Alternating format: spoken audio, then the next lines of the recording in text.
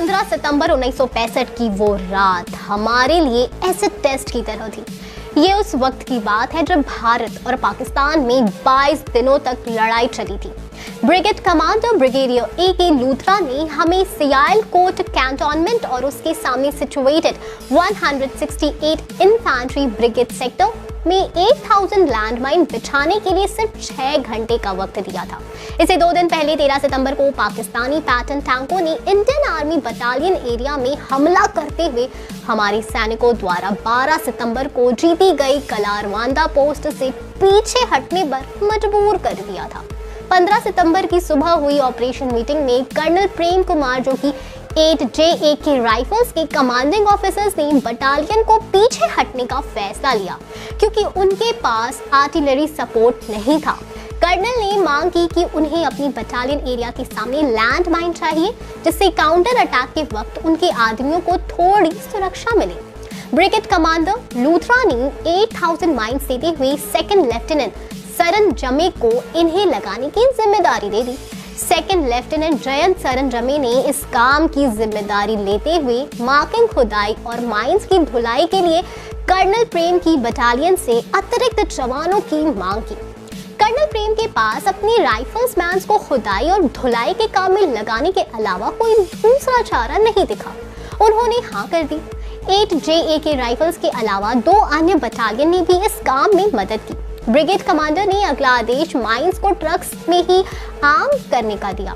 हालांकि आमतौर पर माइंस को पिट में डालने के बाद उसे आर्म किया जाता है।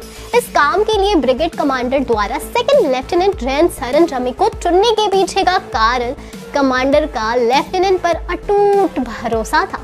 युवा सरन जमे कुछ ही महीने पहले हजारों लैंड माइंस को लगा और निकाल चुके थे। उस रात 10 ट्रकों में 8000 लैंडमाइंस को लोड किया गया। सेकंड लेफ्टिनेंट सरन जमे और उनके 61 जवानों ने अपनी जान को जोखिम में डालते हुए एक्टिवेटेड लैंडमाइन से लदे उन ट्रकों में अपनी यात्रा शुरू की। ट्रेंड किए गए सेकंड लेफ्टिनेंट जयंत अपने जवानों के साथ 3 ग्रुप में बंटकर शांत लेकिन तेज रफ्तार और पूरे कौशल के साथ एक के बाद एक गड्ढों में लैंडमाइन बिछा रहे थे। जयंत के दुस्साहस का अनुमान इसी बात से लगाया जा सकता है कि उस रात उन्होंने अपने जवानों के साथ दुश्मन के खेमे से महज 1500 मीटर की दूरी तक माइंस बिछा डाली थी और दुश्मन को कानों कान खबर भी नहीं हो पाई। लेफ्टिनेंट जयंत ने बड़ी होशियारी से इस काम में पेड़ों की सूखी पत्तियों की मदद ली और पक्की सड़क पर भी लैंडमाइंस बिछाकर उसे सूखी पत्तियों से ढक डाला। अपने इस काम के लिए उन्हें 1966 में गैलेंट्री अवार्ड सेना मेडल से नवाजा गया। लेकिन आज भी उनकी वीरता किसी अनसुनी दास्तां की तरह है। लोगों को तो पता ही नहीं कि कैप्टन जयंत ने 1965 की उस लड़ाई में क्या किया था। कैप्टन जयंत को ये बात भी खलती है कि रिकॉर्ड्स में ये बात कहीं भी मेंशन नहीं है कि उन्होंने 1965 की लड़ाई में 8000 लैंडमाइंस बिछाई थी। ऐसी ये कहानी मेकर्स बागी 4 में दिखा सकते हैं। वैसे आप कितने एक्साइटेड हैं इस मूवी के लिए, बताएं हमें कमेंट सेक्शन में। हम फिर मिलेंगे एक नई वीडियो के साथ। अब तक खुश रहिए, सेफ रहिए। Thank you.